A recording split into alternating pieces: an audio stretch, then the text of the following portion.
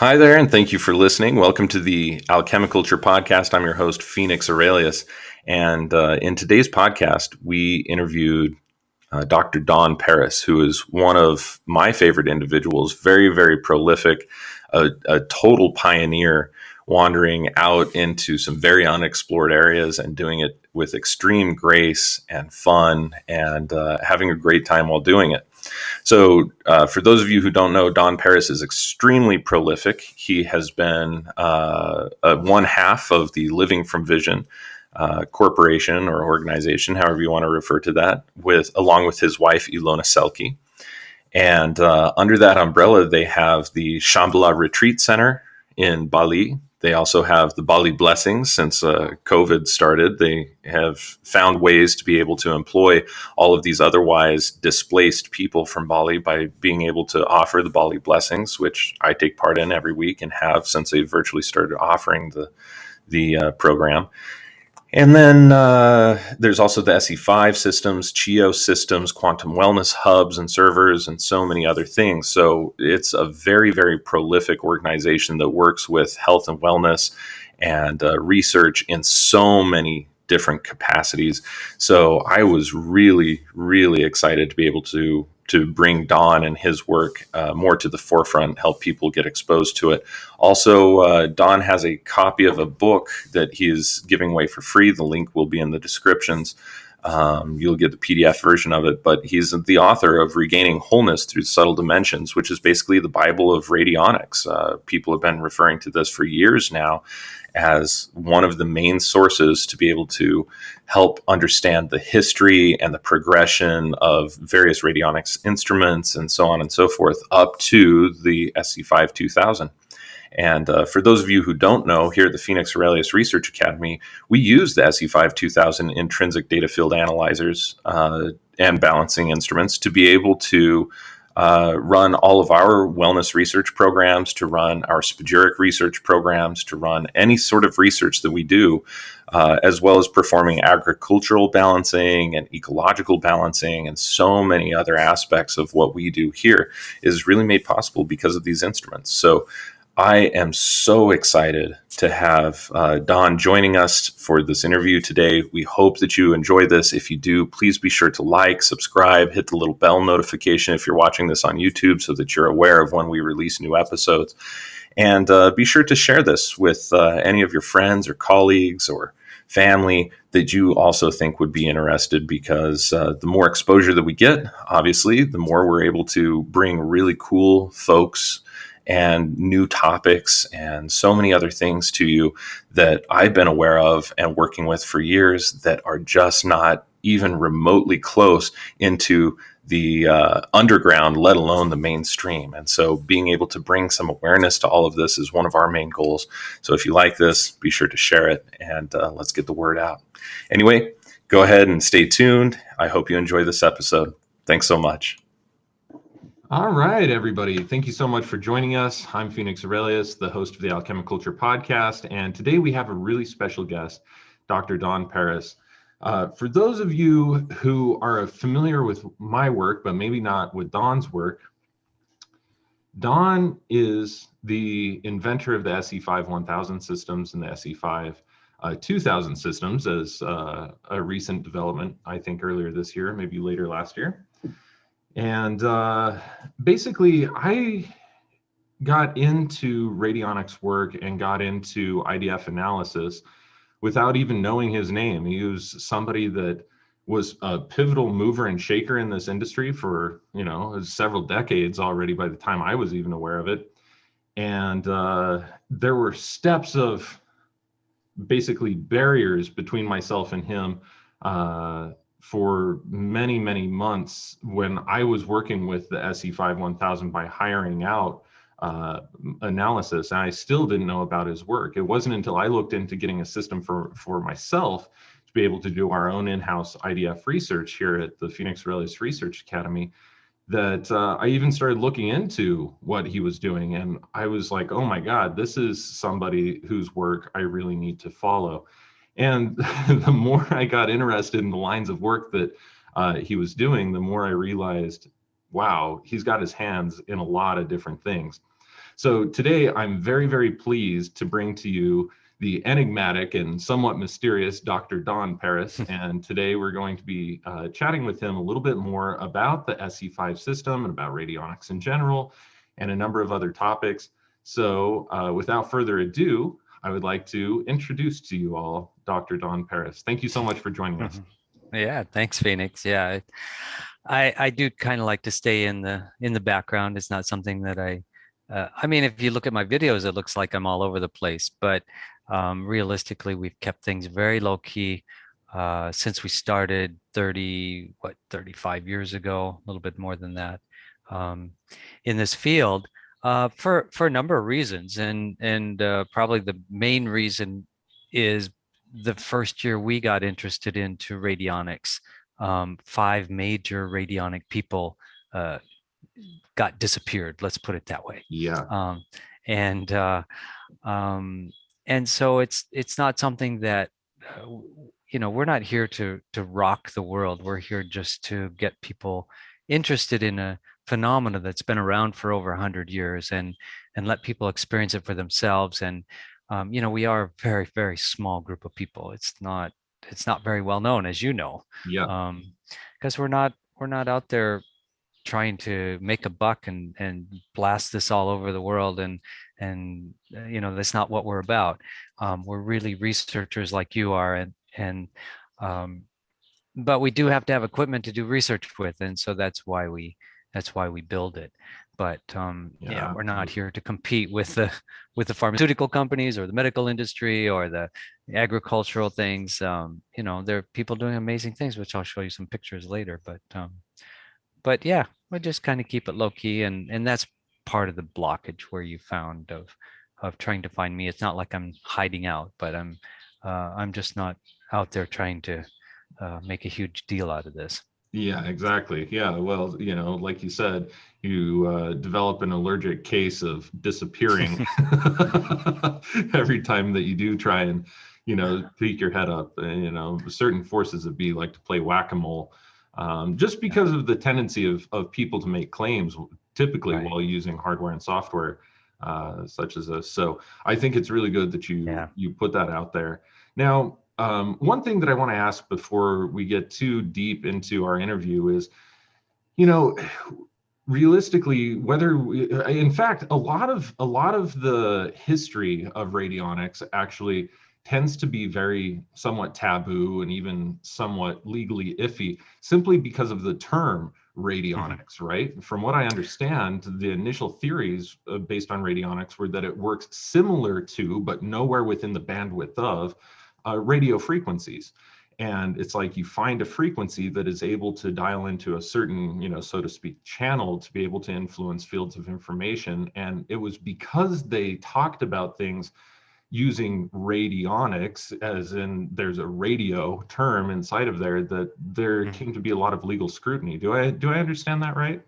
Well, no, it wasn't because of the radio frequency part of it. It was because of the medical aspect.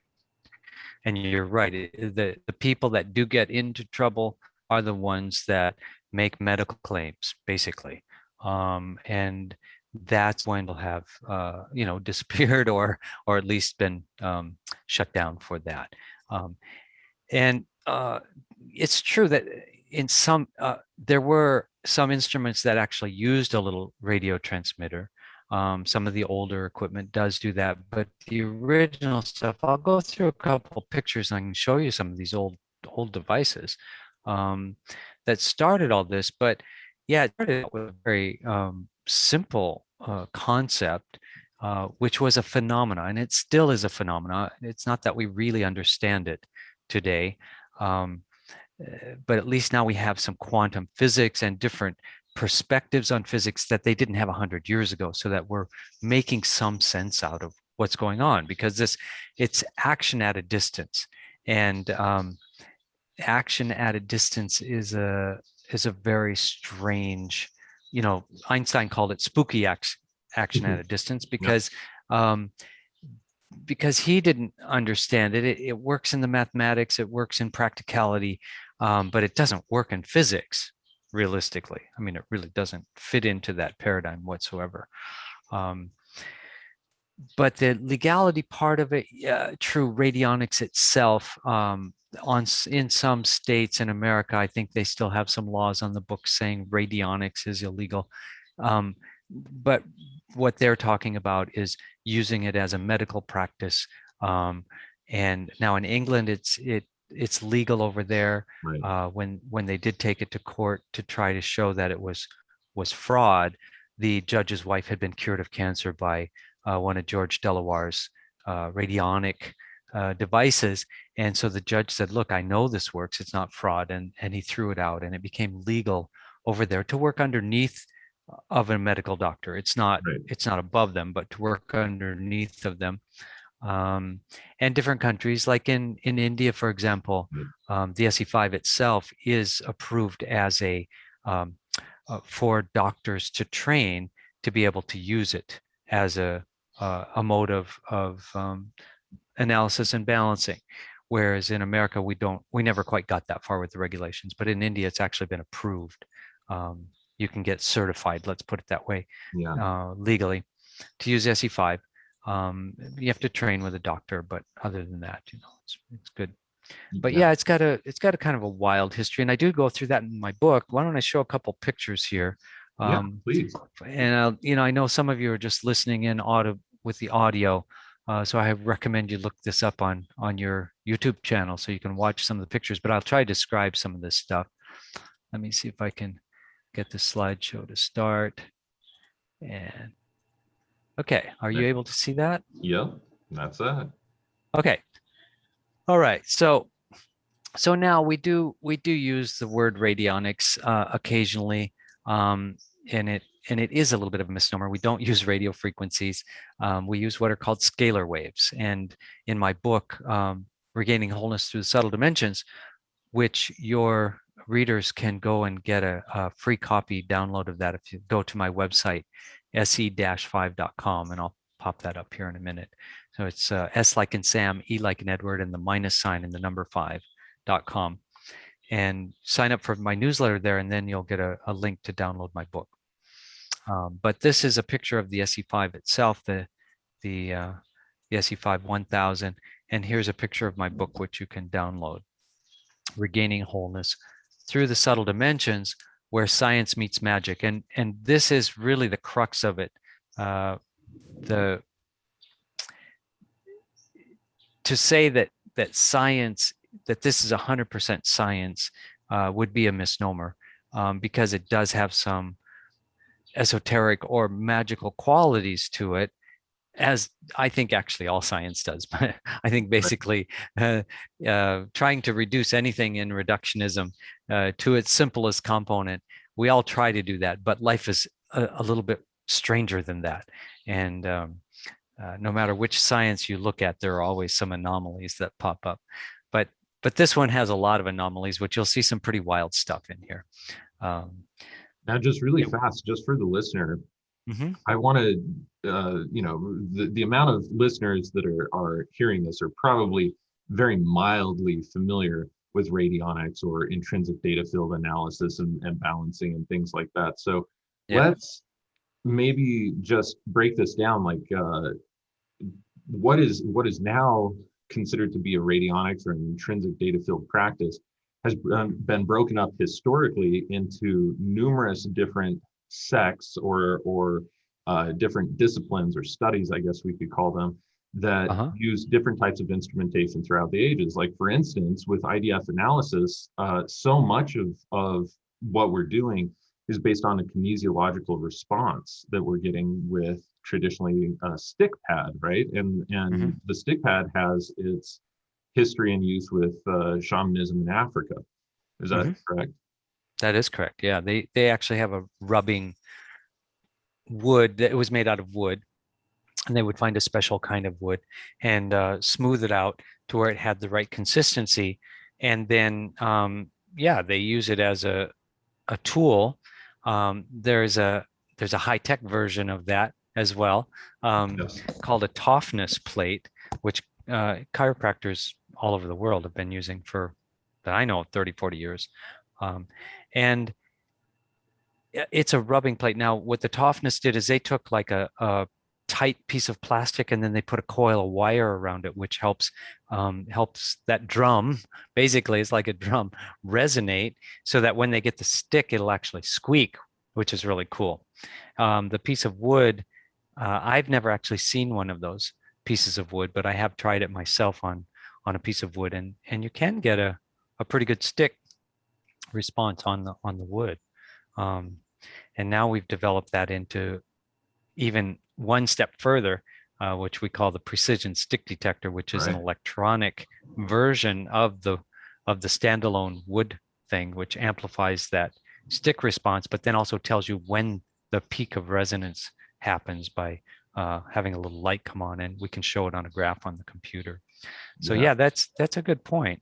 Well, and then, it's also certain aspects of it, like using a divination board and, having a couple of divinatory tools like bent copper rods. Right, dowsing rods, and this Yeah. is a form of dowsing for sure. Yep. Um, Dowsing, let's just talk a little bit about what dowsing is, because a lot of people don't even know what that is. But um, dowsing is basically using the body's antennas, because we're all antennas. We have these amazing uh, nervous systems, which are hypersensitive not only to our environment around us, but if properly tuned, can pick up information from a long distance away. And so a dowsing instrument, like they used to use the willow rod, right? And Yeah. so it was a Or Y hazel. willow rod, or many different types of devices for this. And then when they would walk over the water, the willow rod would bend down. Now the willow itself didn't doesn't bend down by itself. It's pulling your muscles, your neuromuscular response to the water, and that's it's the body that is the antenna system, and then you use other things to amplify that response. And the willow rod is basically like giving an extension to our muscle, so you could feel it a lot easier. And Yeah. so then there are just so many different versions of that. Yeah, exactly. Pendulums, pendulum boards, Exactly. divination rods. There's a lot of different things. And in the past, historically, a lot of people have been using these things typically as part of like a folk magic practice, or even Right. sometimes not even just folk magic, just magical practice in Yeah. general. And same thing with the principles of distance-based energetic healing. Like I know within the Rosicrucians, one of the things we do is visualize a sick person, typically somebody that doesn't even know that they are being worked on, either by having an item of their clothing or a picture, and this used to be a drawn likeness, back in the early days of the Rosicrucians, and you visualize the thing that's wrong with them, then you visualize that component healing, you send these frequencies out through a mode of very highly attuned, psychic visualization, kind of mixed with the intention of prayer. And 9 times out of 10, you would see that this person from distance would get much better. And so that was one of the tenets of working with Rosicrucianism, is that you're constantly, healing the sick, so to speak, in the methods that Jesus and other mystics may have used, and that is indelibly intertwined in it. So what was interesting for me from my own background is working from the magical tradition. And a lot of people know that I used to run, before I ran the Phoenix Aurelius Research Academy, I used to run a program called Diviners' Rights, and it was all about us, as a play on word, because they typically, divination isn't so well smiled upon in the modern age, but still, if city faculty companies can't find where a pipe is laid or where water is running or other things like that, they'll hire guys like me to go out there and be able to find these things for them. They'll give us a map and say, it's somewhere in here, can you find this?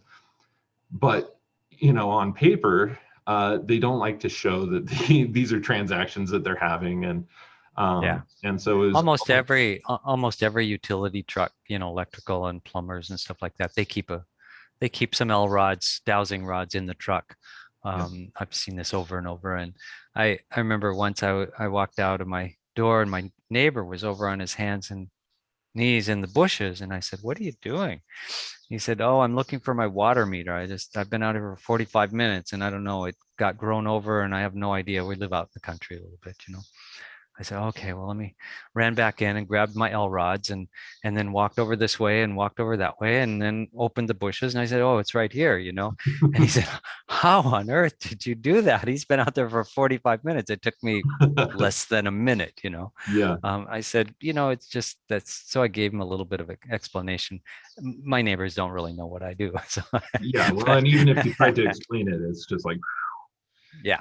Yeah, so he kind of got that and said, "Oh yeah, I think I did see a utility guy out there once doing something like that, you know, when they're looking for the buried electrical lines, you know." yeah, And yeah, it's been around forever and what we do with the SE-5 uh and work in radionics is sort of that on steroids. It just goes up to the level of I don't want to say absurdity, but you know, yeah. it's It some gets things up are there pretty though. out there. And the level of precision and Yeah. especially with the, I mean, when you developed the initial software for the SE-5 1000 system, you must have been way ahead of your time because it has so much functionality loaded in that it's still, I think, probably being used in ways that maybe wasn't even necessarily intended at the time that you created that. So, and this is actually almost outdated because you're working on new software, from what I understand. Yeah. We're working on like we keep trying to up level the accuracy and focus of what we're doing, um, and also the biggest drawback for radionic practitioners, especially to be usable and in today's world, is time. The old radionic equipment is, uh, it's phenomenal and people still use it. I tell you, there's still people Yeah, making the equipment. There are people selling the equipment. There are people training in it. Um, and the biggest drawback is time, of how much time it takes, because the whole world has sped up so much. They're, medical doctors, they book everything 15 minutes at a time or 20 minutes at a time. They don't have time to sit and do this stuff, um, farmers have a bit more time and they're willing to sit and work on their plants, and then they see the results. um, but yeah, we've seen some outrageous improvement in plant health and animal health and people's health and well-being. Yeah, it's amazing. absolutely it is. Well, that kind of leads as a perfect segue. So tell us a little Yeah. bit about how you got into this field, Don. Oh, yeah, that's an actual interesting story. I'll try to condense it into a because it was actually pretty magical. My wife and I were kind of on a walkabout, but in America you do it in a car. So we were in a drive-about, and we were just kind of exploring. We had some extra time, and we were staying at a health resort in Southern California called Myriad Hot Springs. And I used to live in that area, and I used to hang out down there. And I also worked in some health resorts nearby there. So I knew of Myriad, and I heard they had been closed when I was down there. And so we said, oh, let's go and check it out. And it was a beautiful place. And so we stayed there and spent a few nights there, and then decided to head up the coast, California, and got in the car and drove off. And I don't know, it was probably 2 or 3 hours later, my wife said, oh, I forgot my favorite scarf there. And Oh, I'm wow. looking at it going, okay, that was kind of one of those irreplaceable things. And any of you know that are married, you'll know that if it's important to your wife, you'll do whatever you can to get it back. So we turned around the car and we drove back to Southern California, and went. And by the time we got there, it was late, so we spent another night. And then like I said, I used to live nearby there, and so I went to visit a friend um, nearby, and uh, she said, "Oh God, I'd really love for you guys to spend the night here, but I've got these people are showing up for their guest house in their guest house, so we couldn't spend there. We had spent there a couple nights the week before and visited." And she said, "Oh," okay. I said, "No problem. We'll just go back to Murrieta's Hot Springs again." So we visited and went back to the resort again, and And then the third time, I don't remember what the third one was, but we tried to leave the next day too, and we ended up there again. So by the third time, we're going, okay, so what is going on? So we Yeah, that's sat down, fine. we both went into meditation, and we just told God, it's like, look, we are going to leave today at 1 o'clock, and we are not coming back. So whatever is here, you have to show us before 1 o'clock, because we are really, headstrong. We are going to get in our car. And it almost felt like Groundhog Day, where you just keep waking up in the same place. Okay, so it's 5 minutes till 1, and we looked at each other and went, okay, well, let's pack everything up. And so on the way out of the uh, lobby there, they had a nice fresh juice stand where you could buy fresh juices. I said, well, let's get a juice and for the road. And and also I had this book called Mega Brain by Michael Hutchison. And in the back of it, there was an address for a Lilly flotation tank, an isolation tank. This is, we're talking 1987 here, 1980. Yeah, I think it was 87. So there weren't a lot of these things around, but in California, you could find these things. And so we walked up to this beautiful white-haired man with a white beard and glowing blue eyes. I mean, he looked like just out of one of those picture books. And said, do you know where this address is? And he said, oh, that's a cool book. Let me look at that. And so he started thumbing through the pages, and there were lots of pictures in there. And he says, oh, well, I have an instrument at home that'll do all of these things. And, our eyes just went boing, boing, boing, boing. And so he said, here's the address and phone number of my friend in Encinitas, California, which was it's only like an hour and a half away from there. And I'm sure he would be happy to show it to you, because this guy was busy, and his wife and everything. So we got in our car and we called him, and he said, yeah, sure, if you can come here at like 3 o'clock or something by the time we get there. He said, that's perfect. So we get there, the door opens. We knock on the door, and the door opens, and he said, oh, I'm just finishing up with a couple of clients here, and just have a seat, and I'll be with you in a minute. So we went in and sat down, and my hair was literally standing up on end, and we'd already been looking for a device, for an instrument. What we didn't know what in this book, it had all these pictures, and had a lot of amazing coincidences finding things. But my hair was literally standing on end, and I turned to my wife and I said, well, this is it. We're going to be working with this guy. This is what we've been looking for. I just don't know what it is. I said, maybe we have to move here we were living in Colorado at the time. And so then and then there was a little boy sitting next to me, and he said, oh, so what are you doing here? And he said, oh, my brother's in there getting work done right now. And I said, oh, you know about this stuff? And he said, oh yeah, I've been coming here for quite a while. And I said, well, what do you, what's he doing? And he said, well, when I came in, my toes were all crossed over, like this kind of thing on his foot,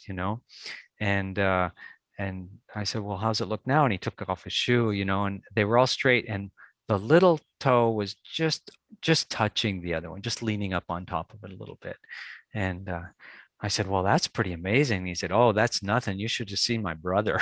Oh, wow. His feet were like this, kind of like pigeon-toed or whatever, Yeah. And he said, yeah, he watch when he walks out. These guys were like, 8 years old, 8 and 9 or something. Wow. Little kid comes walking out, and his feet were all not walking normally. And yeah, so we're like, oh, this is pretty amazing. And so this was Dr. Greg Morgan, who I'll have a photo of him in a few minutes here when we get into the picture part of it. And yeah, we ended up taking over all of his work after he was our first teacher and mentor. And he introduced us to the original inventor of the SE-5, Bill Lawson, who I worked with him for 25 years before he passed away. And when he passed away, then I took over all his work as well. Yeah, that's how we got interested. It sort of like was I wouldn't call it fate, but it was certainly destiny. I mean, it was like literally my hair was standing on end on my arms, and I knew, there was something in me that knew that this was the moment. And we'd been already coming in contact with quite a few different things, which never quite fit. It was like, oh, that's cool, but and then this was like it. But yeah. Wow, that's crazy. And this was, you said, around 1985 time frame. Yeah, 87, I think, is when we actually 1987. yep. Yeah, I think it was January in 87. And that was the beginning, and yeah, the rest is kind of history. We just kept at it and kept at it, kept at it, and yeah. That's Now pretty we amazing. yeah, Well, it is. we're about at the half hour mark, so we're going to take a break here Okay, for just a few minutes. And when we come back, perfect. we've got a lot more about radionics and the Hmm. SE-5 and a lot of other things to talk about. So go ahead and stay tuned. Maybe like us, you're not too hip on all the wireless radiation penetrating us all the time and disorienting the harmonious state of the natural world. The World Health Organization even admits that cell phone radiation is a Class B carcinogen, and the scientific studies of the deleterious effects of wireless radiation on health grows larger each day. But bioarc discs structure the radiation that's around us, rendering it harmless and even beneficial according to the tests that we and some others have run on them. BioArc discs come in three sizes: small for cell phones, tablets, computers, and personal electronics, medium for Wi Fi routers, large televisions, and other household electronics, and large for entire rooms, computer server stations, and other large scale needs. We have a BioArc disc on all of our tablets, phones, computers, electrical devices, hell, even on our fridge and our Wi Fi router. Using our tri-field EMF meter here at the Research Academy, we've shown that the RF frequency, the standard and weighted magnetic fields, and the standard and weighted electrical fields are all drastically reduced back into safe zones using this simple invention. For a limited time, you can get 4 small BioArcs for your personal electronics and 1 medium BioArc for your wireless modem or router for only $164.79 with free shipping when you order the BioArc family pack using the affiliate link on our website. Visit phoenixaurelius.org, click on the Media tab, and then scroll down to the Alchemi-Culture podcast page. Then, just click on the BioArc Family Pack and order yours today. As with all the links on our podcast page, this company offers us a small percentage of sales to help fund our research and make this podcast a possibility. So go ahead, get your BioArc disc today and start structuring the radiation in your environment. All right. Thanks again for joining us. Welcome back from the break. I'm Phoenix Aurelius, the host of Alchemi-Culture, and today we're talking with Dr. Don Paris. He just got done telling us a little bit about how he got interested by fate and fortune, so to speak, in radionics and with the SE-5 system.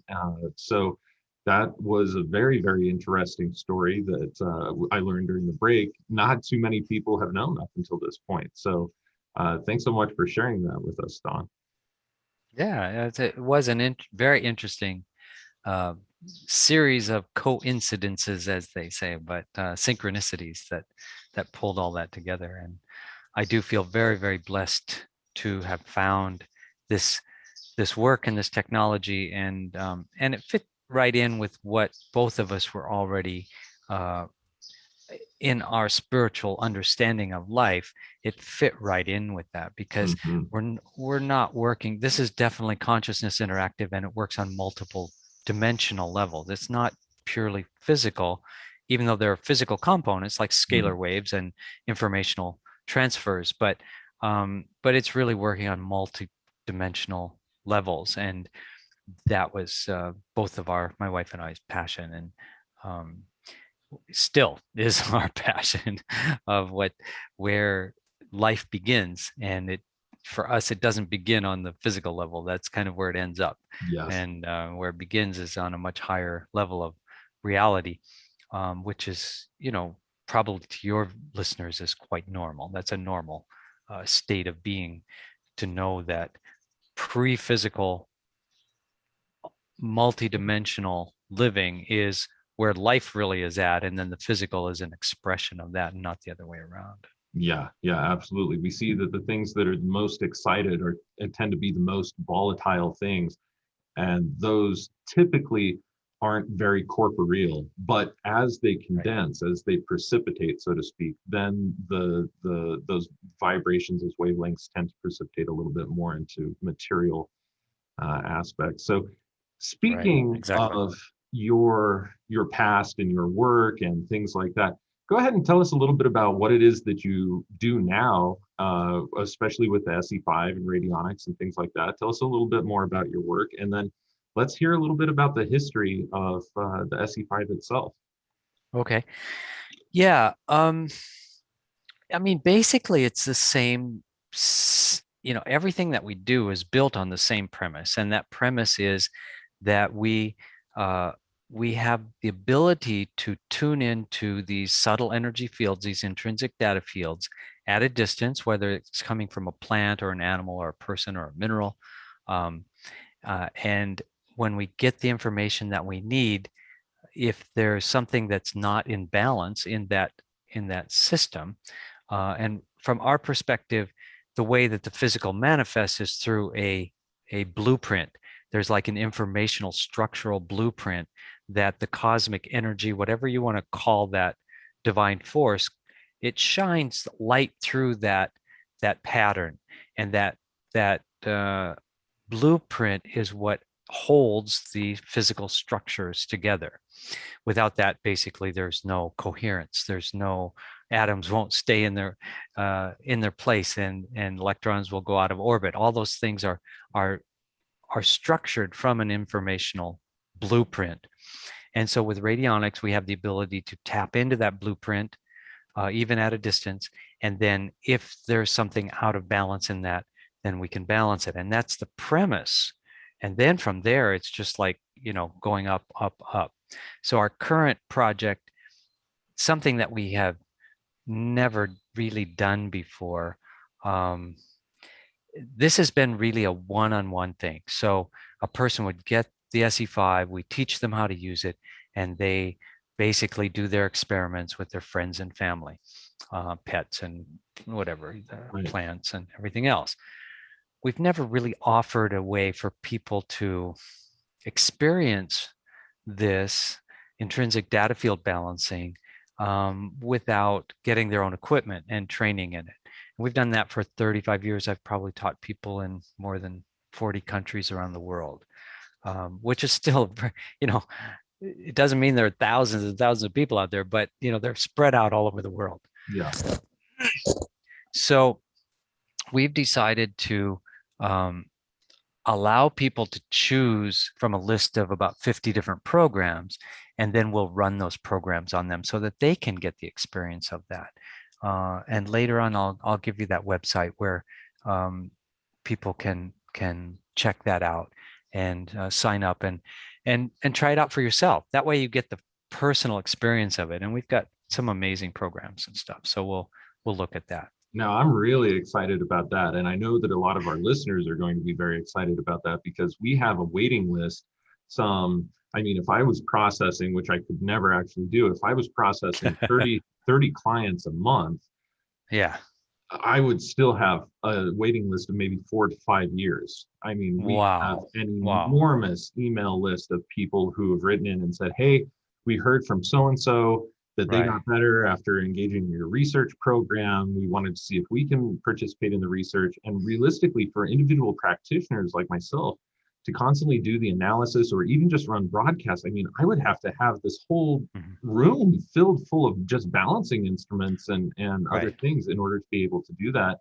And the time that it takes, even with the advancements in the software and the functionality that the SE-5 1000 and now the SE-5 2000 has, it would still just be absolutely incomprehensible to be able to process all of that. So what I think is really cool about this new thing, which you're calling the quantum wellness server, is that correct?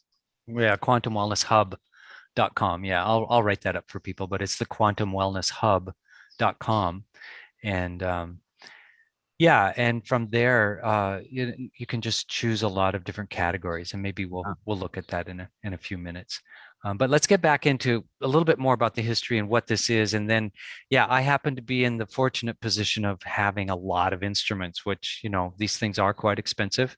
Yeah. But since we build them, I have a lot of them, and I can, and that's why we can stack them up and run a lot more people than normal people. Although there are some people, in China, they're doing something a little bit similar to what we're doing. and they have an institute in China, which if we get that far, I'll show you. They have 185 SE-5s or 186, Wow. I think. And they built a 4-story building just to house all the SE-5s and the practitioners. And so I'll show you some of that stuff. But before we get there, let's look at what I really want to see if this will work here is this experiment with some trees. The cut flower one, you can look at the website. When I did a little interview video on the quantumwellnesshub.com, which will show that cut flower experiment, which was really quite amazing to see charged water and non-charged water and how that affects the length that flowers stay fresh. But this was a stand of trees in Germany, and it's a pine tree, and they were having some acid rain problems there. And you can see a little bit of the acid rain damage here, where it's a little bit brown. It just was not. They weren't doing well at all. And so one of the first experiments they did was just to balance this stand of trees over a period of 3 years. And this was about 50, I think it was about 50 or 100 kilometers away from where they were doing this. And this is after just 3 years. And you can see it just came fully back to life. And so this was an institute in Germany, a research institute. I think they had 15 or 19 SE-5s back then. And this was back in like 1990, 1991. And they worked on trees all over, as far away as Africa from Germany. And here's another stand of trees that they did. You can see over on the left side, there's just hardly any leaves there, and on the right as well. And then again, after 3 years, they were completely filled back in. So it is pretty phenomenal to see what can happen over distance. And one thing that is a common criticism of everything, not just radionics, is that, well, it's probably placebo. Well, trees don't really respond to placebo very well. They don't know if they're getting anything or not getting anything, especially from 50 or 100 kilometers away. Yeah, and or here are even some more than that. Yeah, exactly. Sure. So here are some seeds. This is also from the Institute of Resonance Therapy, one of the first experiments they did. And they just balanced the seeds here in the lower realm for 10. They balanced them before they put them, into the soil, and then dug them all up after 10 days. And the top row they didn't balance before they put in there, and the bottom ones they did. And you can see the just much better root structure. I mean, just way better, healthier. So when they did this experiment, I did the same thing. I thought, well, I should try this myself. So I did the same thing, and I let them grow for 28 days. And on the top ones, these little tiny things are the only thing that grew. And these were in the same, little planter box, so there's like rows, and they all got the same amount of sunlight, same amount of water, everything else. They were just right next to each other. But I had programmed the seeds and balanced them, the lower ones here, beforehand, and they're 5 times bigger, and the root structures are, just totally much stronger. And this was my greenhouse setup that I did, which then I balanced the rest of the seeds, and these are just growing in lava, and we just had fish tanks to where the fish water would flow into the lava rocks. And did this one in Hawaii. That was very fun. So we got a lot of great salad out of that. Yeah. So as far as history, really we kind of trace things back to Dr. Albert Abrams, who was kind of a boy genius. He graduated from medical school at, I think, 17 or something like that, and was too young to practice. So then he went to Germany and got another degree. Guy was one of those super smart people.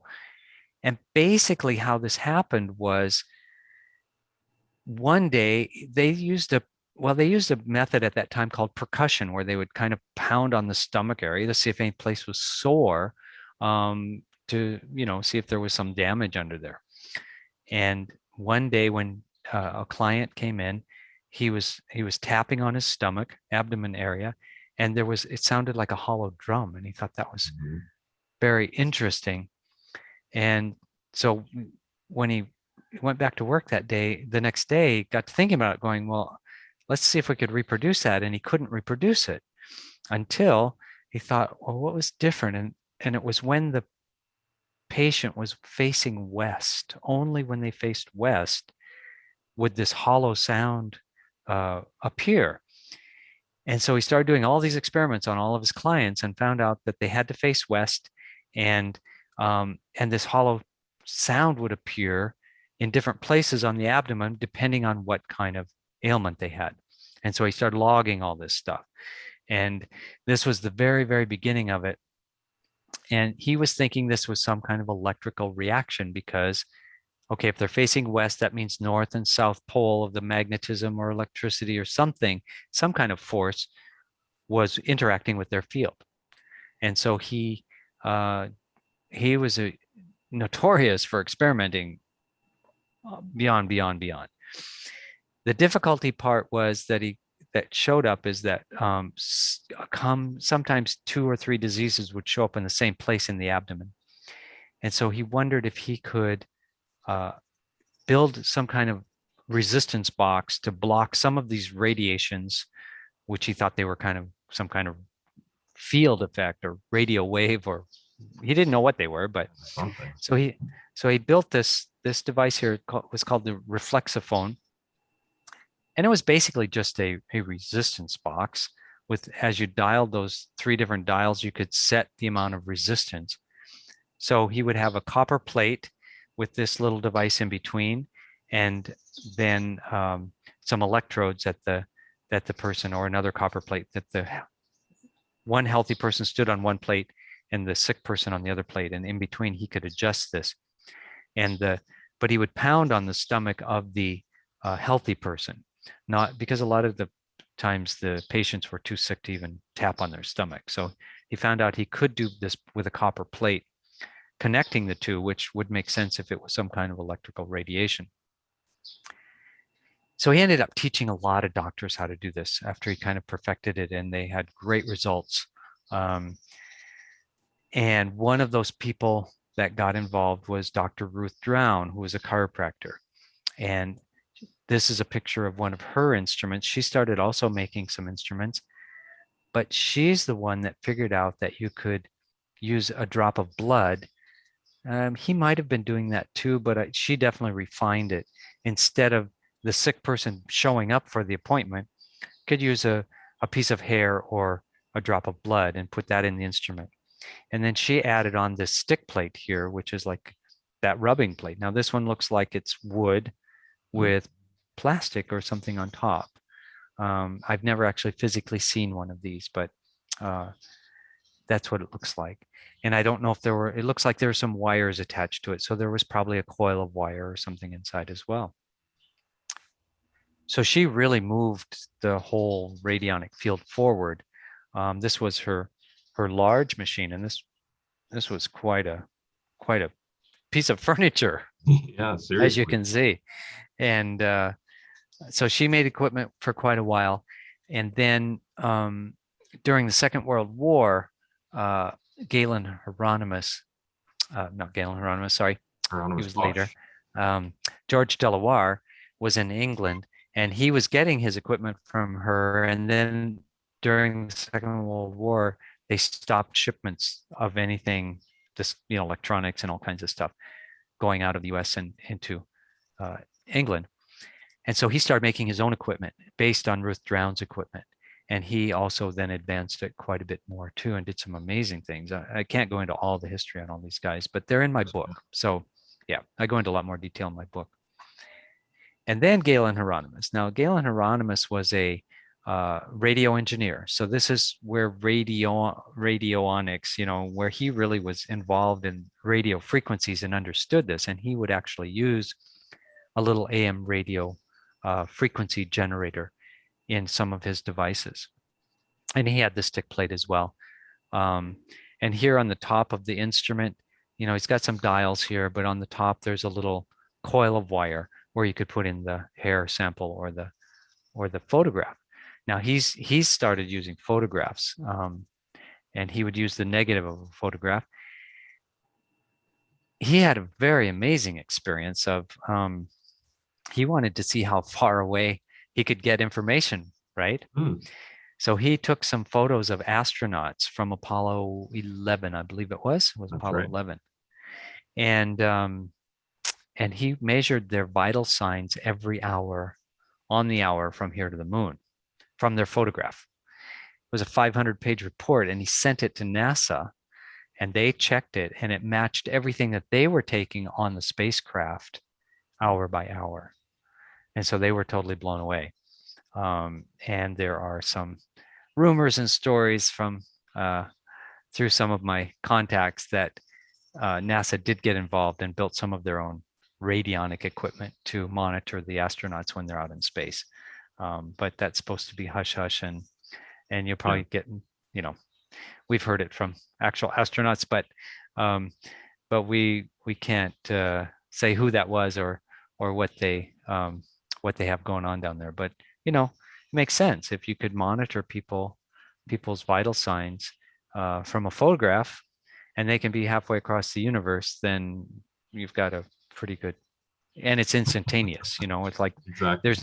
there's no radio transmission as such, so there's no lag time, so you can Exactly. go right down to it. So this is Dr. Willard Frank, or also known as Bill Lawson. Um, he actually invented the SE-5, and he was a good friend of Galen Hieronymus's, and they worked together quite a bit on this stuff.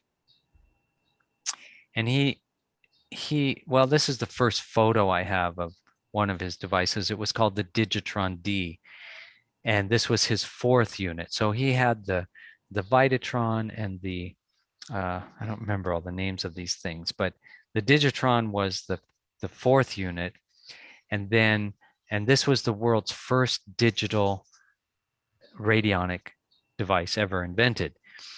And it actually had memory in it, which could store sequences of tunings. So as you're putting in the tunings, it had enough memory in it. You could key in these tunings and then put it in the running mode, and it would run them one after another. Whereas in the old equipment, you had to set up dials for each tuning and wait till it finished balancing to go to the next tuning. Yeah. And so this is where time was the big, we're shifting into the 20th century, at least here now. And it really reduced the amount of time that a practitioner needed to create a session much faster, and input those things, and then also store them, and then it would then send one tuning after the other. And that was, major breakthrough. And people are still using these old Digitrons. Some people just love them. They're amazing. About what year was this? Are we looking at about late 1970s, early 1980s right now? No, this was 80s. Yeah, this was 84, I would say, 83, Okay. 84 for the Digitron D. And then in 86, this is the SE-5, the original SE-5 on the left here.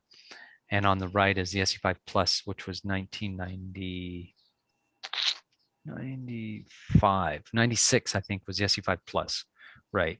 So in 86, so it went about 10 years between the two. And there weren't a lot of changes, but the computing power was increasing during that time. As we all know, it went, it went through the roof.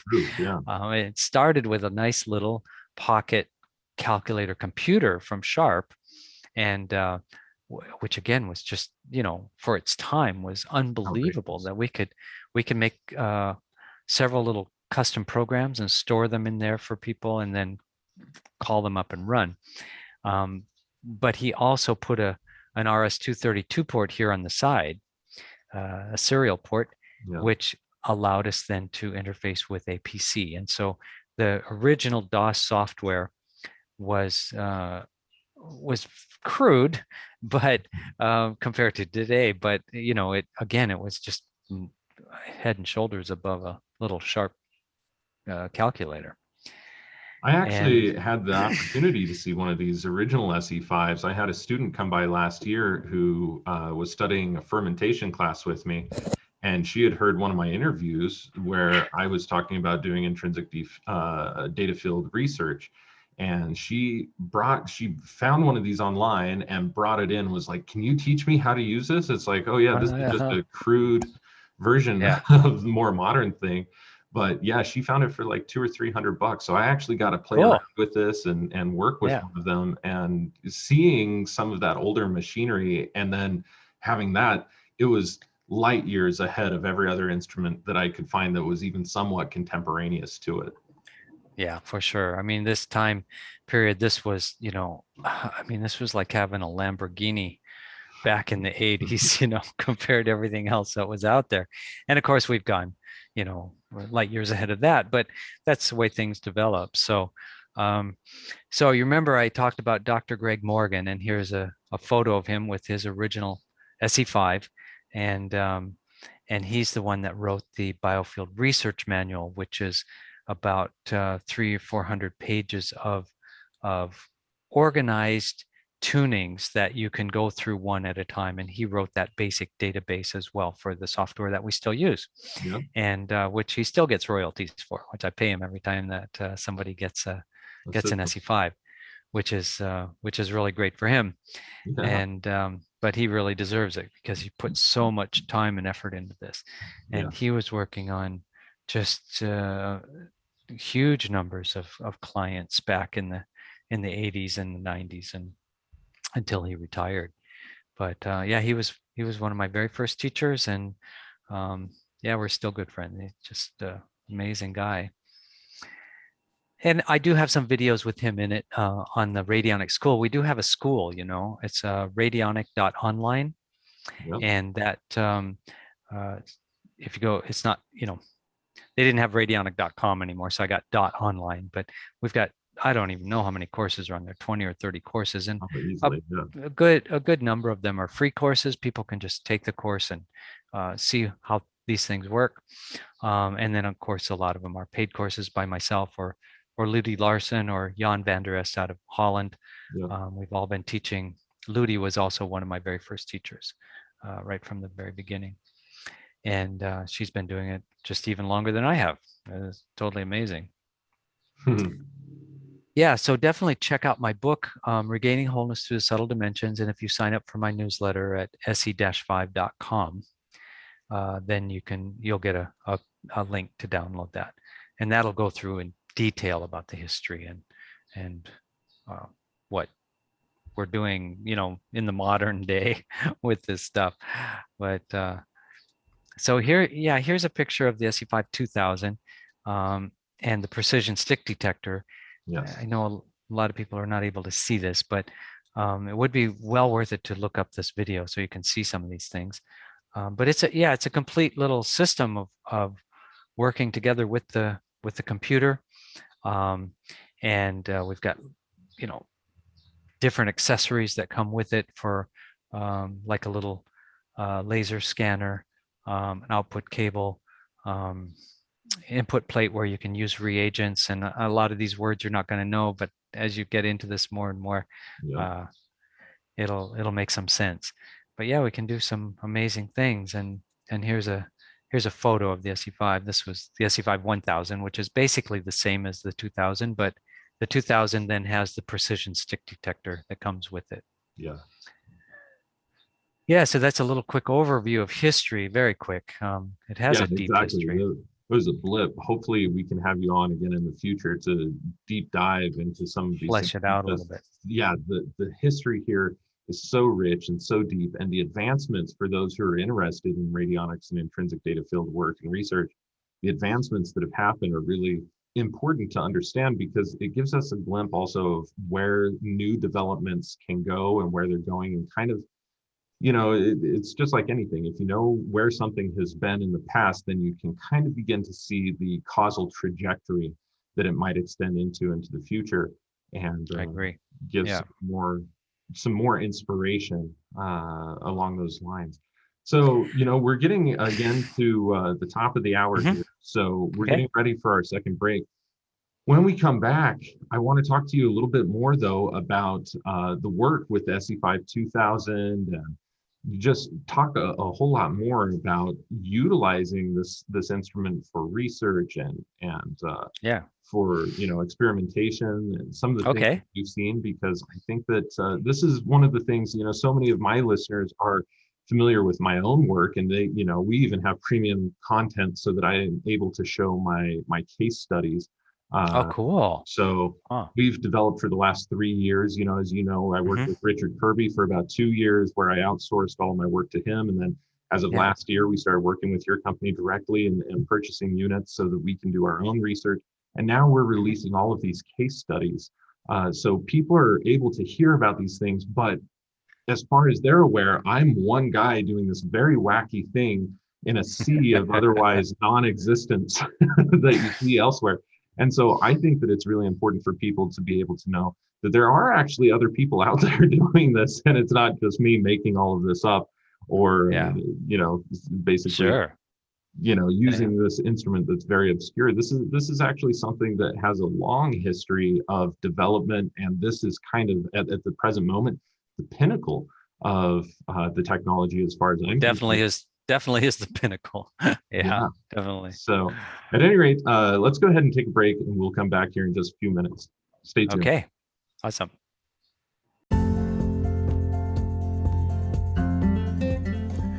Are you looking for the highest quality herbal supplements and remedies for your home apothecary? Or maybe you're looking to take your spellcraft, magical workings, or offerings to the next level. Whatever your reasons might be, we have hundreds of herbal spagyric items available, and every purchase supports our work and helps bring spagyria into the light of the modern world. Here at the Phoenix Aurelius Research Academy, we produce dozens and dozens of items of spagyric pharmacopoeia each year, even though we only need a few samples for our research purposes. So the remaining quantities are available to the public in our online spagyric apothecary. Only the highest quality natural, organic, biodynamic, and ethically wildcrafted materials go into our products, and every purchase you make helps fund our research. As an Alchemi-Culture podcast listener, you can get your hands on our professionally crafted small batch spagyric products for 15% off using coupon code LISTEN15. So go ahead and browse our enormous selection of products and get yourself something new, or pick up one of your favorite products today. Visit phoenixaurelius.org/apothecary and enter coupon code LISTEN15 to take 15% off your entire order. And thanks in advance for supporting our research.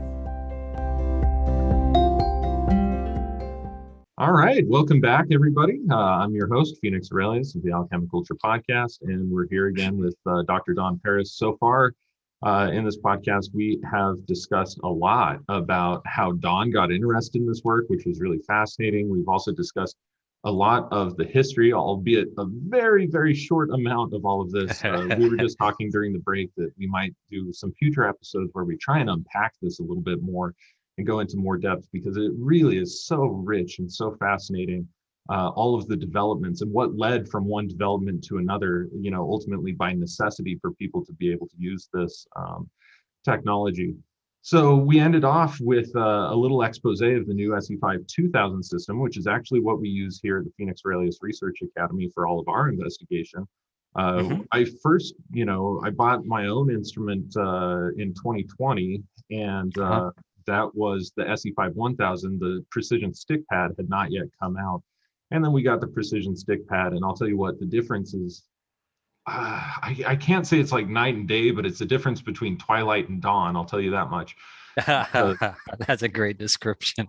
Yeah, because it just offers you so much more precision. And, it took me, I think, a good week, and I was really frustrated when I first got this precision stick detector, because the calibration from what I was used to and the way that I would actually use the analog pad on the SE-5 1000 itself versus how sensitive the SE-5 2000 was initially. I mean, it took me like 8 hours a day, a week straight of just sitting there playing with this thing as if it were my job. Well, it actually technically was my job.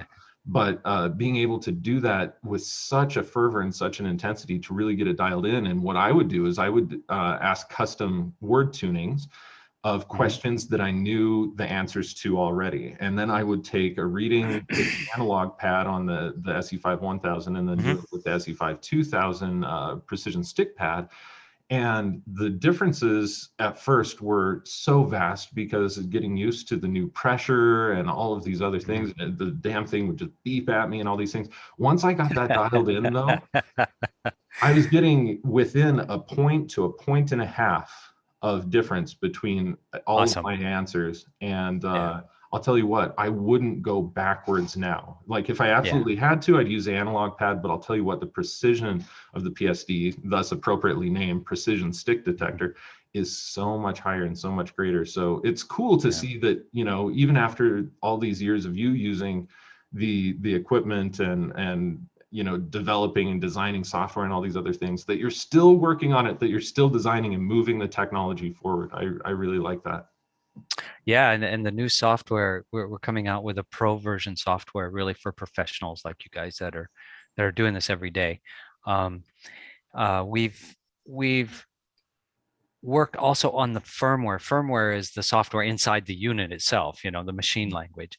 And in your version, you had 5 different sensitivity levels that you could dial in times 2, because there are 2 different aspects of it, so 10. Right. So we've expanded that to 8 different levels times 2, which is 16 different levels where you can dial that in, because everybody is a little different, you know, Yeah.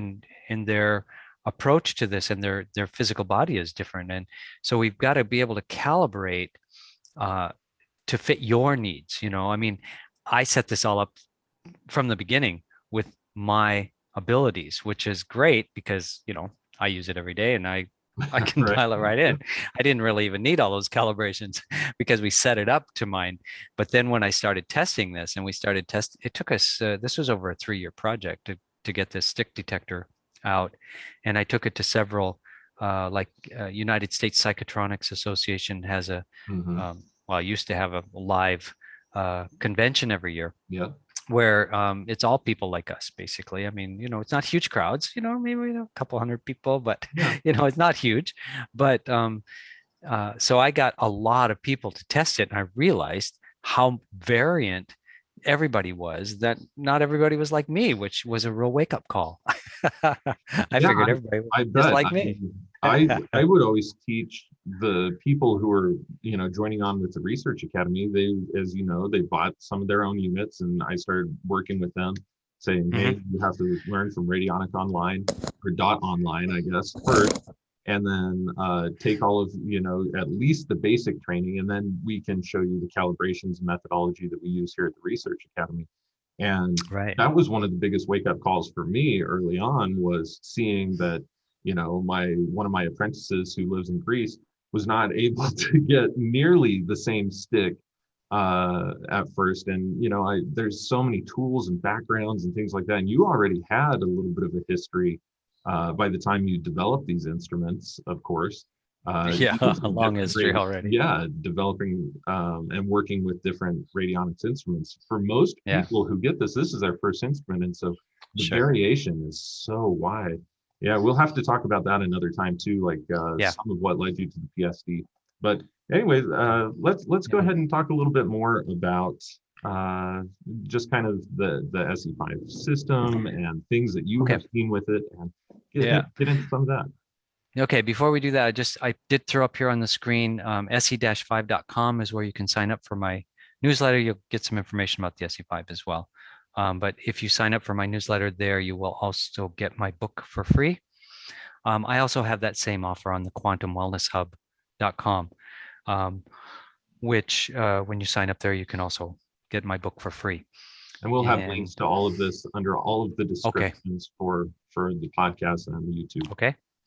And then radionic.online is the school, and a lot of the courses are free. So you can go there and learn about this stuff in depth, where we actually have demonstrations and talks about things. It's like there are quite a few amazing talks and courses on there. Yeah. Okay, so what I want to talk about next was in China, because China, they took this very, very, very seriously. You know, in America, Yeah. it's very, people take it seriously, you know, but I would say 80 to 90% our customers are, housewives and guys that just want to work on their family and their friends and their pets, which, I think is just great. A great way to do research.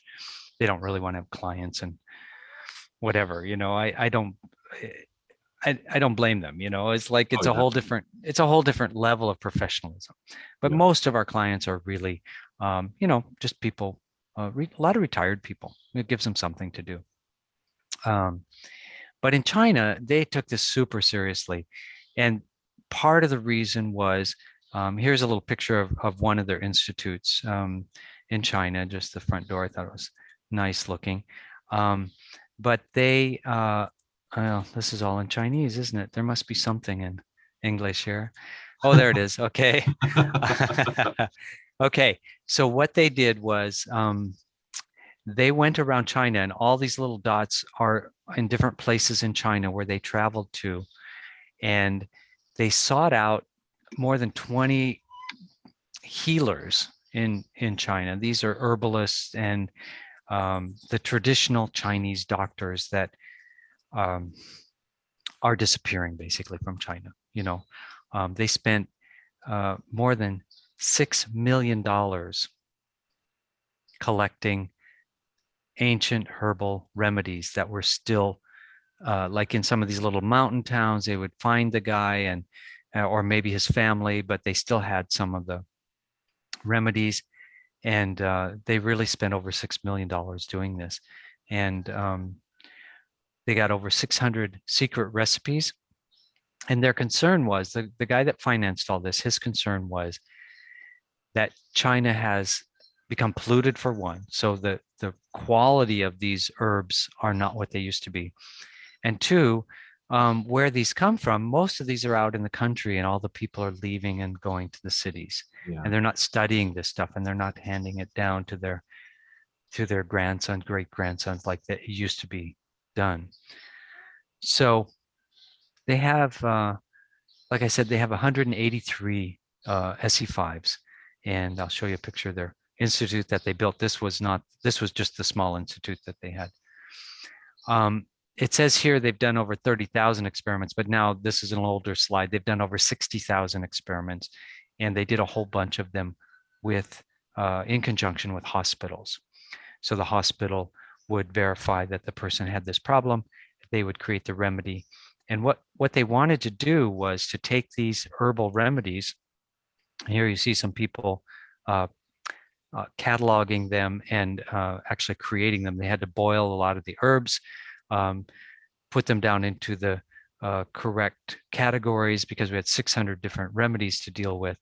And they wanted me to convert each one of these remedies into a digital radionic tuning frequency that we could keep in, that they could keep in the computer, and then use that. So this is me sitting here, and I sat there for days and days and days, and there were 23 people involved in this. So you only see a small handful here, but in the back, of course, they had to cook the herbs, and they had to put them into the right things. And then we had one person videotaping and another person physically logging each tuning, and then we had them in the computers copied as well, because they didn't want to lose any of this information. This was like, once in a lifetime shot too. Once in a lifetime shot of getting me over there, first of all, to China, and then sitting and doing this. So it was a lot of work. I mean, it was really a lot of work. And so we cataloged a lot. We didn't get all 600 done the first time. They ended up coming to Bali, and also to America, and also to India. Wherever I was, they started finding out where I would be, so that they could finish all 600. I think we did 350 or 400 the first time I was in China, and eventually we got them all done. But converting these physical remedies into informational fields and storing them in the computer. So after that, they then worked on a lot of different people. With what they did was they would take this then informational field and then put that into normal water, or pure water, and then they would try it on different problems that people had. And again, these were done in conjunction with a hospital, so they knew that they had these. And so these are just some of the things they worked on. And that's me just testing more again. And these are some of the results they had. So like for heart problems, they had 173 clients, and they had an 86% effectiveness. And I don't know why this is taking off by itself, but slideshow. So for digestive problems, they did 120 people. They had 83% success rate. Gout, they only had 20 people with gout, but they had 86% success rate with that. Respiratory systems, they did 95 people, 86% success rate. Bone fracture, 66 people, they had 96%. They had one case, just one case, where they did the x-rays and they worked on them. And I think it was 4 or 6 hours later, they went back, and on the second x-ray, it was completely healed up except for a small little line left over. And it was a big break. Wow. They were totally blown away with that. Prostate, they did 41 clients and they had an 89% success rate with that. And they did more and more. This is just a sample that I have. So what they did was they would— fascinating data, Don. That mirrors exactly what I've seen over here. I've told people for a long time, and I'm quoted on podcasts all the time, showing that the very first year that we did this, we had an 87% success rate, or basically decrease in symptoms, just by sending the proper informational fields. And that was around the board, saying, does this person have symptoms before we work on them, and then once we work on them, what are they saying their symptoms are, and so on and so forth. So right, exactly. As you average that out, that looks almost exactly like the same type of results that that we were seeing over here too. So that's fascinating to me. Yeah, it's very reproducible. And what they did was they would program the water and put it into a spray bottle, and then the people would take the spray. And that is how they decided to distribute it. Now, they did all of this for free, mostly on old people, because that is the Mr. Hahn, who financed all of this. That is his goal, is to help. They don't have the healthcare level like Europe or America for old people, where they take care of them. They just don't have that kind of insurance. They don't have that kind of healthcare infrastructure to deal with it. So his goal was to find a way to get this out to the poor people, and they never charge for any of this. So they've done over 60,000 people, might even be more than that now. I'll have to check with them, but they're really on it. So this is the institute where they built this just to house the 180 SE-5s, and then they have people working in there and just doing this all day long. That's what they do. Now, are they still working primarily with the remedies? Yes. So, well, that's just on the health side. So there are different things that they do, and I'll show you some agricultural stuff that they've done. Perfect. They've got a huge, they work a lot with agriculture, so it's not all on health. But yeah, mostly they work with the remedies and just replicating those remedies. But this was, I found this to be very interesting, and we've been able to reproduce it a few times. It's not something that I, that I try to do on a daily basis or anything, but this is when I arrived in Beijing and I looked out my hotel window, and the air you can see is just, it's just foggy. It's just white. And so I walked outside to see if I could get a picture of this disc. I thought it looked kind of cool, but you can see how hazy it looks. And near their institute, they said, oh, there's a temple up on top of that hill up there. And so I tried to take a photo of that too. Excuse me. And we were actually driving around in the car with masks on because it was so. Now, of course, that's totally normal for people. Yeah. Right? Say, this is for all of our listeners. This is way pre-COVID. Okay? Yeah, this was 2017, I think, is when I was over there. But inside the car, I mean, I felt like I needed to have a mask on. It was pretty bad pollution. Wow. So what I did the first night, I went back home to my hotel, and nice hotel. It was very nice. But I was really concerned about my health being in this kind of stuff. So I thought, well, okay, I'll get a map of Beijing. And so I went to go get on Google Maps, and you can't get on Google from there. Right. I didn't know that. Oh, right. Google's blocked, right? So I thought, oh, wait, I do have a computer on at home. And so I used like a remote access, like a TeamViewer, Yeah. and went into my computer at home and got the picture and sent it back over to myself. So this is the picture of Beijing that I used. And I put it in the SE-5 software, and I created a little program to eliminate uh, the pollution and create a little wind, see if we could get a little wind to blow it out, and see what we could do to make it better. And so this is what I woke up to the next morning out my same window. As you can see, it definitely cleared up.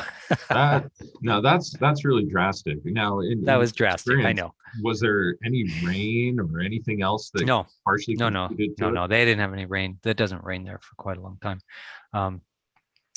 So they drove up the next morning to pick me up, and I got in the car, and almost the first question they said, "So what did you do to the air?" Yeah, And people I who are said, in the know about this will "Well," actually, they know they, that these are types of changes that you can yeah, regularly see.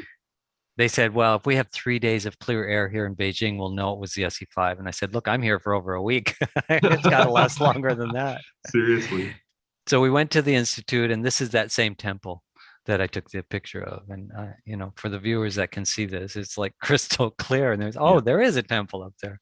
You couldn't even see it in the other one. Wow. So I took pictures each day. So this was day 3, and then we did take a break, and we went to the Summer Palace, which is in Beijing, and the father had never ever seen a sunset there because it's always too smoggy in his whole lifetime. I mean, he doesn't go every day, but he'd never ever been there when there was a sunset.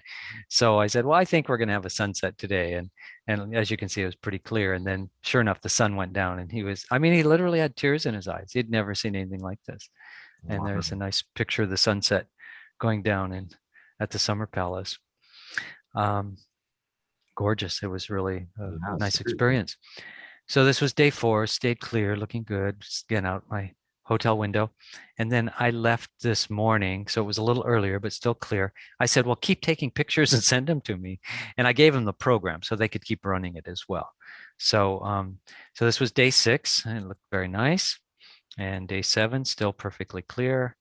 Day 8, yeah, yes, you can at least see those buildings, that's for sure. But you could tell a little bit coming back, cleared up again on day 9.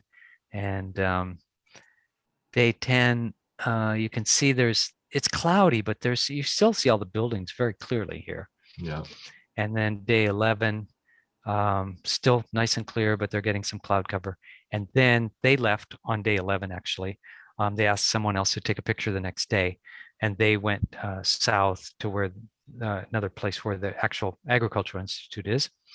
And they had somebody take the photo the next day, and that was it. It was already, by then it was fogged back in on 12, but we got 11 days out of it, and we were very, very excited about that. That's cool. And so we have replicated that several times, both in India and in China. When they were going to come to Bali, they wrote me and said, oh, we can't take off. I have pictures of this in another one. I'll dig those out for you. We can't take off because the airport is closed down because the pollution, the fog, whatever you want to call this. I don't know if there's a word for it, but the fog, but it's pollution fog, was so bad they shut down the airport, and they said, we're not sure if we're going to be able to take off. Is there anything you can do? And so the plane was delayed by several hours, but I said, yeah, okay, I'll see what I can do from my end. They sent me a photo of they told me which airport it was at, and so we cleared it, and then we got some photos of the next day as well, and they got here, and it totally cleared up again, just like same kind of thing. It just totally cleared up. But yeah, it's not something that that you just play around with weather and pollution and stuff like that. It's something you got to focus on, and there's got to be a need, and realistically, you have to get to the source. You don't want to. It's not about trying to keep the air clean. You want to stop putting the stuff in the air, which is Exactly. where we're headed. Yeah. So let's look at a little bit of agriculture stuff. This was that institute, and this is some of the land right in front of their institute, but it didn't look like that to begin with. This is Wangang and Hanye, and they are Hanye is the daughter of Mr. Han, who financed all of this and has been, this is their full-on passion now. And they were giving a talk. They actually sponsored a summit called Summit Forum on Quantum Technology, where they talk about this, and they are promoting this in China as well. So this is the land that they started with, and it was very polluted, overworked soil. You can just look at it. It looks like, it's just bad. It's terrible. Material. I mean, there's no life in that soil. It's dry and arid. That looks pretty terrible. It was terrible. But first they went to do just some experiments first. So the first season they did some experiments. And so they just treated this area here in the circle. And you can see, oh, hey, that's encouraging. They got some growth in other places, but most of it didn't even grow. Yeah. But inside the circle was very good. And then they tried another little plot here, which is very obvious. Just between the yellow lines there is the only part that they balanced. And it, that gave them the encouragement to go for this. And so they planted the whole field and worked on it. And this is their first season of growth in that terrible soil. Wow. And here you can see they grew some without radionics and with radionics, and the color of the sweet potatoes is just way more red, and they're bigger and juicier than the ones without radionics. And so now they've been totally certified. They don't use any pesticides. They've completely reconditioned the soil using radionics. They're like #1 certified for organic farming and 0 pesticides in the soil. And these foods they're getting are just like off the charts. I mean, they're like so stoked about this, and they actually sell out all their food before they harvest it now. Like they have a waiting line. It's like a pre-sale. That's what they do. They just put it up and say, we're going to be harvesting this time, and they completely sell out. And they're doing truckloads and truckloads of these. But look at these potatoes. They're just so yummy. Yeah. Vibrant. Yeah. All of the food is just full on. God, that okra. Rich. I mean, everything that I'm seeing, just you can tell just by looking at it that it has a very high vitality to it. So yeah, exactly. That's really fantastic. We're doing experiments this agricultural season right now over here at the Research Academy using agriculture, and this is pretty congruent with our results already. Actually, is being able to see the difference between the beds that we balanced versus the ones that we haven't. Yeah, and food preservation. We did some experiments in India. This is I was speaking at the World of Quantum Energy Medicine in India, and this took place in a pyramid that holds about 5,000 people. So it's a very large pyramid, and that just that little, there's like the steps going up to this little ring that's at the king's chamber level. That little ring there holds 300 people up there. Give you some kind of sense of how big this thing is. It doesn't look that big in the photos, but yeah, it holds a lot of people. And Amit Goswami was there. He was the quantum physicist from What the Bleep. And Sri Patriji is the guru from the Pyramid Spiritual Society, and he built this. And they have over, I don't even know now. I want to give you a number, but I know there's over 10,000 pyramid centers around the world now. We have one here in Bali even. Wow. And he's a good friend of mine, and totally loves radionics and everything that we're doing, amazing guy. That's why he builds pyramids to meditate in, because he says it speeds up the spiritual growth by about 5 times if you meditate under a pyramid rather than just in the open. And so what we did there was we tried an experiment. We wanted to see the difference between putting fruit. You've heard that pyramids will help preserve fruit. So we tried it with a physical pyramid, And these were the results by July 4th. We started on April 26th. The physical pyramid didn't hold up that well. This one's pretty rotted already. And by July 4th, they gave up on that one, cut it in half and tried it. And then we balanced just with the SE-5, and those you can see are still in very good health. And they cut one of them open, and it's bright red and juicy. That one did very well. And then the last tomato, we also did one with a virtual pyramid, which is we took a photo of the large pyramid and we sent the vibrations of that from the photo to the tomato. And that one was the winner. And this is that tomato after 123 days in India, no refrigeration, right? And they cut it open, and it had lost a little bit of weight, but water, but it still tasted good. Everybody said that they passed it around, and it tasted quite good. So actually, the virtual pyramid using the SE-5, sending the frequency of the pyramid was the winner, and the physical pyramid one didn't do too well. Now, were you using an input plate, or had you actually uploaded a photo along with creating a tuning for that when you sent the virtual pyramid? So exactly. So we just took the photo and we uploaded it into the software, and then sent it using the software. Wow, that's cool. And did you create an individual tuning rate for that pyramid as well, or just no tuning rate? No, we just sent the photo. Yeah, we just used it as the photo. Yeah. So that'll give you a little bit of an idea. I'll stop sharing my screen here.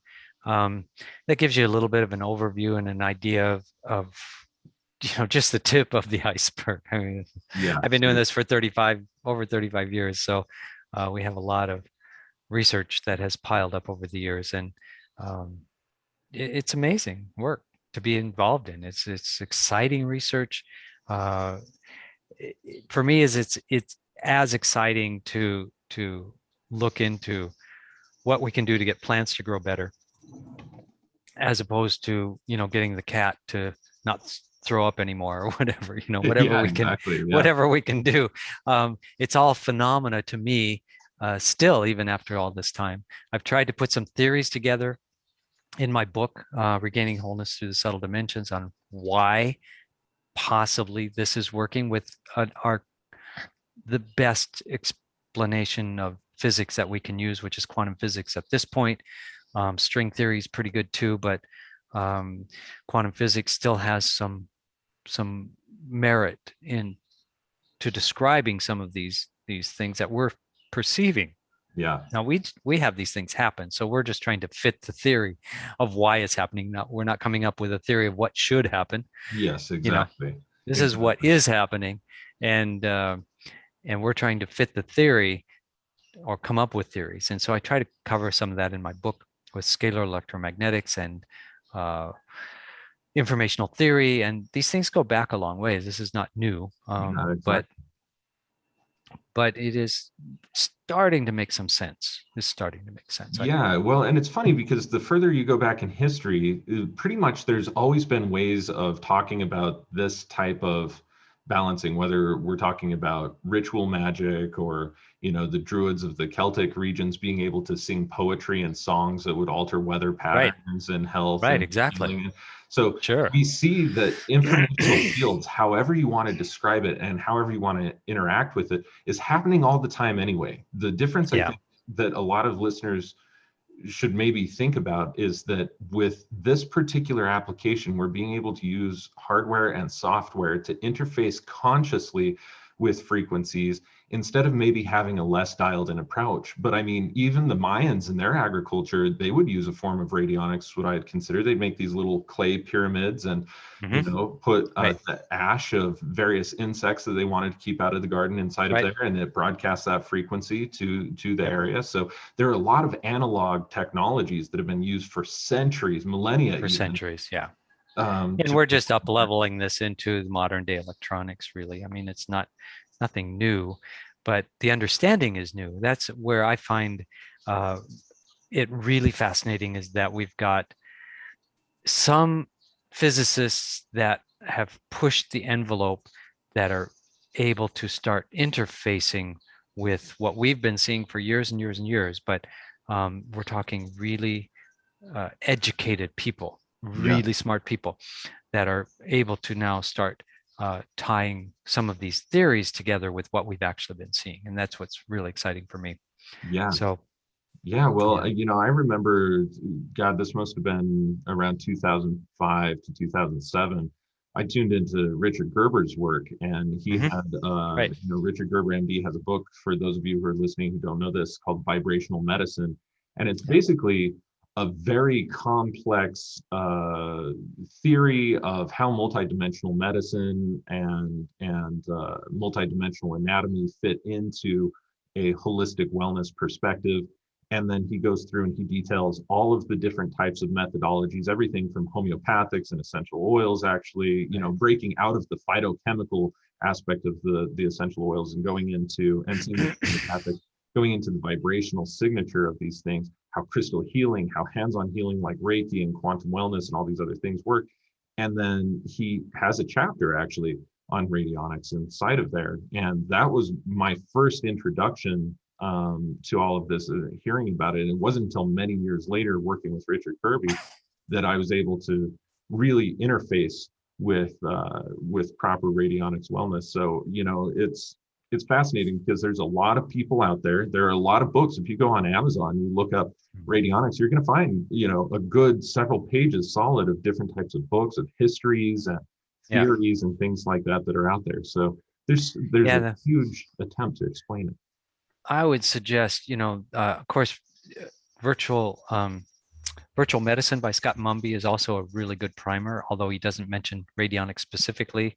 Basically, he's weaving all around it. Yeah. It's a great book, and he just updated that not too long ago. So there's a newer version of that. And then the one that I really liked, just blew me away, was one called The Basic Code of the Universe by Marissimo. And that one was my pick of the year. I think it was about 2014 or 15 that came out. And that book will just blow your mind. All the experiments they've just done, really a lot of hardcore research. Again, it isn't specifically with radionics, although we replicate almost everything that they do. Right. They're still thinking of radio waves, which is fine. You can use Sure. different types of frequencies to pull this off.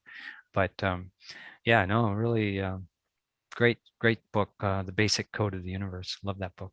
Not so cool. Well, we're about to take our third and final break. We'll be back in just a minute or two. And when we come back, we had already alluded to earlier in the episode the Quantum Wellness Project that you have going on. We're going to kind of go into that a little bit more and explore what you have going on right now so that people here can understand how they can actually utilize radionics and wellness balancing and intrinsic data field work without necessarily having to own an SE-5 themselves. This is a very pivotal point in history. So stay tuned. Okay. And we'll be back in just a sec.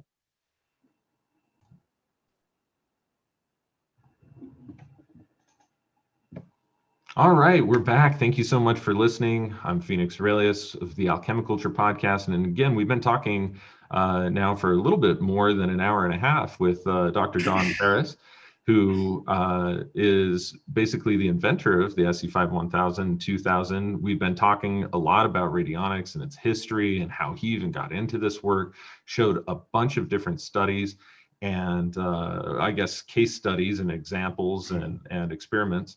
And now is probably the most exciting part, in my opinion, because we're going to be talking about something that's relatively new called the Quantum Wellness Project, of how you can participate in getting IDF frequencies and signatures yourself through a really cool, innovative program that Don's put together. So Don, go ahead and tell us a little bit more about all of this.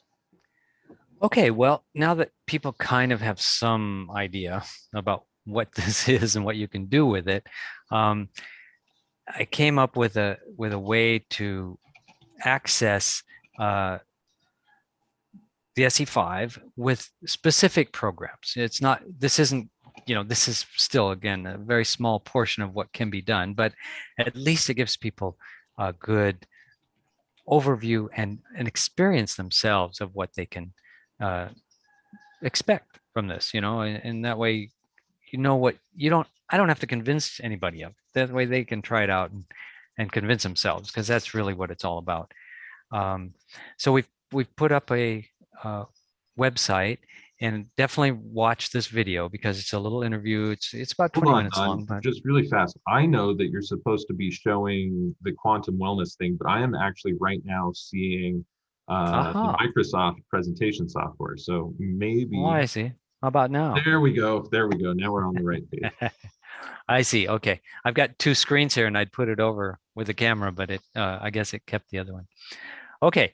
So this is the Quantum Wellness Hub site, and it's you just go to quantumwellnesshub.com. I would definitely watch this video, which is the short, well, 20-minute, short compared to what we're doing here, interview that my wife Ilona Selke did together with me, and it's worth watching it just for her, because she's so animated and so into all this stuff and so excited. It's Um, true. It's she's true. just wonderful to watch. Besides being drop dead gorgeous, but we'll put that on the side. Yeah, exactly. Um, anyway, so we do talk a little bit about like, here's the video about the flowers that I talked about. I definitely would watch that too. Here's just one screenshot of it. Um, this was after, I think, 13 days or something. The charged water flowers are still completely looking great, and the tap water ones are completely dead. It's the same water, just that we programmed the water. One of my clients had programmed some water with the SE-5. And this is time-lapse photography. So you see it going on in time-lapse, one after, shot after shot after shot. So that was really fun, and I'm really glad that he did that. We just give a little bit of history, and on this site, not so much history, but a little bit of an overview, and talk a little bit about the SE-5. And here you can sign up to get my book for free, and also if you want to get some programs. So these are just a few different sample programs, or categories, actually categories. But let's go to the programs page, and then you'll have a much better idea. So we'll go to Now, while this is loading up, programs. I just want to explain to people that whenever you perform IDF balancing, if you don't have an analysis performed to create a custom broadcast, or what we call a balancing session, then you are basically relinquished to receiving more or less generalized frequencies. And Well said. Yeah. and that is what this quantum wellness server allows you to do, because again, the analysis is where all of the time is. Right. If as a technician of this instrumentation, all I had to do was create the tunings that would balance out the informational fields corresponding to a person's conditions, that would actually be relatively easy. And what Don has brilliantly done here is taken entire themes, where he's put numerous different tunings inside of these themes to be able to send to you for a different number of things, which you're seeing here as he's scrolling down on the page. So vitality support, removing negative energy. These are things that everybody, these are some of the most universal things. It must have taken actually quite a long time to even think about this, and then decide what tunings you wanted to put in there, Don. Oh, yeah. I mean, this is, like major major amount of work, and luckily I'm not the only person working on this. My I have another dealer in India, and he also has done a lot of this work. We've worked together on this for the last few years, and yeah, it is pretty amazing. I think I will, I want to touch on this, and if you decide this is too touchy of a subject, you can edit this out. But the immune system is where the biggest issue is going on for people at this point. So we have different, now that's the overall category. So just like in all those different categories, we have 15 different categories, but underneath we have a whole bunch of different programs that you can choose from. And the biggest issue that I've been hearing, and I'm getting this, we're getting emails from people, is this concept of shedding. And I don't know if you're getting this too, but basically what shedding is, and it's in the Pfizer literature. We know that it is a possibility. It goes all the way back to the polio vaccines, is that people that are vaccinated are actually shedding the genetic material from the vaccine, and it's causing effects in people that are not vaccinated. Okay, so I just got an email from one of my users yesterday, and she's working in a bank, and nobody in the bank has been vaccinated except one woman, but she works in the booth next to her. And when she's there, this woman's already been out of past menopause for the last couple of years. She starts getting menstrual cramps. Mm-hmm. And this is like, we're talking, this is personal experience. I'm not, and I'm seeing this on the internet now. It's like actually widespread, hundreds of thousands of people. I've But seen when of this as well. Yeah, but when people are actually telling you, so then she wrote me another email. This was a few days ago. She'd written that, and then last night she wrote again and said, "Well, it actually happened. I'm starting to menstruate again," and so there is something definitely going on with this. So I did create a program to produce like a protection bubble from people that choose not to be vaccinated, to not take in this altered genetic material. And then for those of people that did choose to be vaccinated, then we also have a detox one, because there's also a lot of stuff in these vaccines that is, preservatives, and just like anything else, you want to get rid of all the stuff you don't want. Derived from plastic, mostly, and petroleum byproducts in this current, both Pfizer and Moderna vaccines. So and mercury, they don't list that on the current ones. On good. The current ingredients, they don't have any thimerosal or anything. In fact, it's so much more stable. Because of the refrigeration, they don't need to have most of the preservatives. Oh, I see. But they do have that's good to know. Nanolipid particles inside of them. So that's the main thing, is all of these nanolipid particles, instead of using something like phospholipid from sunflower lecithin or soy or egg lecithin, they're actually using petroleum-based and synthetic chemical-based phospholipids. And again, those phospholipids deliver directly to the cells. And so that's part of the problem with this current vaccination in terms of its byproducts from a scientific perspective. Exactly. And that's some of the things that we put into the at the informational level to balance out some of those byproducts. And also we have some great other ones under here, like immune system repair and immune stress balance and immune boosting. Just give you some ideas. There's like stress reduction. So relevant. I've always noticed, Don, that you're always so ahead of the next technology to be released. I remember I was looking to a lot of your information months and months ago about 5G. In fact, I think that you had actually done more actual research on 5G than most of the people who are out there kind of doomsdaying and talking about it. Which it is a concern, it's a concern, but yeah, it really went kind of sideways, and I was seeing stuff that just it didn't add up. Exactly. Especially some of the stuff saying that COVID came from 5G, and then there was this outbreak in this town, and you look and there's like one 5G tower or 0 5G towers. And it's like, well, okay, how are they correlating this? I look at it from a pragmatic view, as well as I am a skeptic, definitely, but if I find a trail, then I do want to follow it. And there is some correlative evidence. There's no doubt. Otherwise, people wouldn't go. Yeah. The most of the concern, though, about 5G, and correct me if I'm wrong based on your research, but on my research, it's actually about the microwave radiation that's coming from it that hasn't actually even launched yet, as far as I'm aware. Right. They're not really using it yet. Yeah. Exactly. So they're actually using lower frequencies on the 5G network than on the normal 4G network, because the 5G thing, I think where they're going to end up using it is something like in a stadium where they want to have super high level VR glasses and everybody's down on the field with them. And they can do 20, 30,000 people at the same time in a short span, because these frequencies are so high, they don't go very far and they get blocked very easily by just about anything. It's a real Exactly. problem. Yeah, you put on So a pair of sunglasses or even wool, anything like that.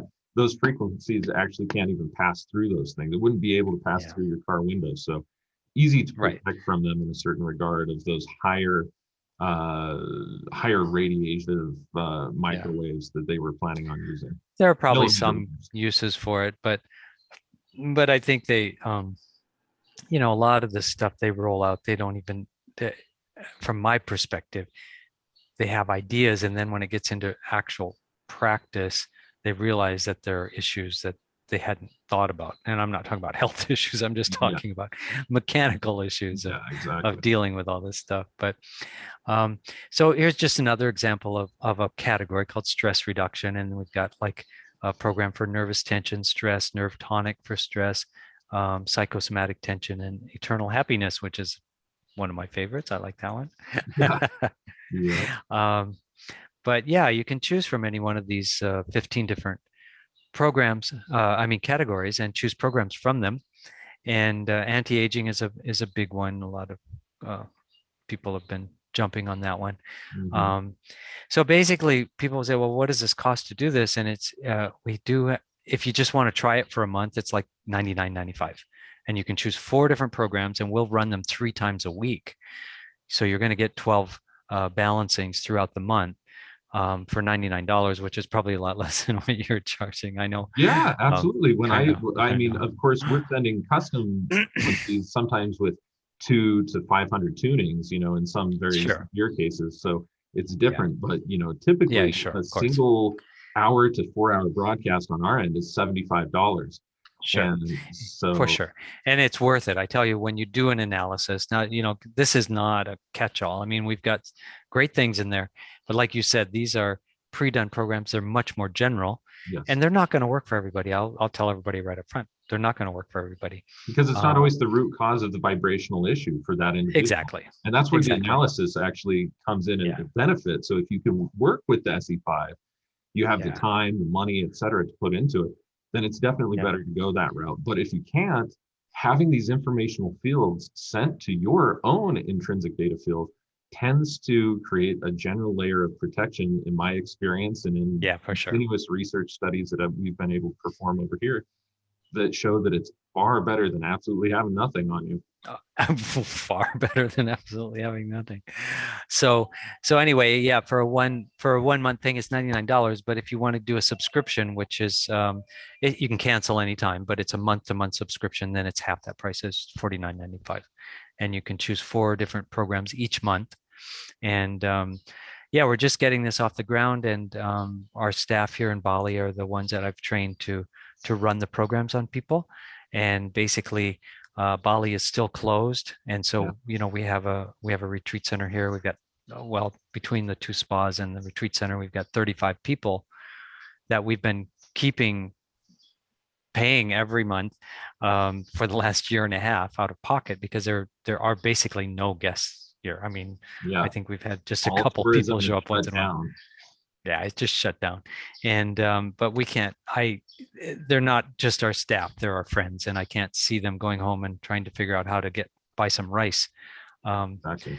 And so we have been supporting them, and also with the Bali Blessing program, which I know you've been participating in, Absolutely. and where our staff actually does a personal blessing, like just for you, and they videotape it. And we're talking a real Bali blessing. We do the Gayatri mantra first, and then end with the flowers and the incense and everything that they really do a real blessing. They're very good at it. And then actually you can focus on a goal that you want to have, and they'll send you an energy ball through the video. And I get goosebumps every time they do it. I tell you, Me it just too. feels, it's really amazing. They really send that energy. Um, and so we do have a special, let's see if it's on here somewhere. I'm not sure. Right here, where you can get the Bali Blessing subscription With for balancing. an additional $25 a month. So, you know, we've had several people jump on that one, where you get the remote balancing, 4 programs balanced each week 3 times, and then one Bali Blessing video made just for you each week. And yeah, that has really helped support the staff. And it not only supports them, it gives them purpose, because they don't want to just come and take our money. That's not their way of being here. They feel like they have to give something in exchange. It's a real, they believe in karma, like full on. Karma is their root belief system here, and they don't want something for nothing. And so this has really given them a sense of sharing something from their culture and their heart to the people. And the feedback has been absolutely phenomenal. I mean, we thought this would probably just go for a few months, and now we're over a year into it, and people are still staying with the subscription. You can cancel anytime on that too, but people don't.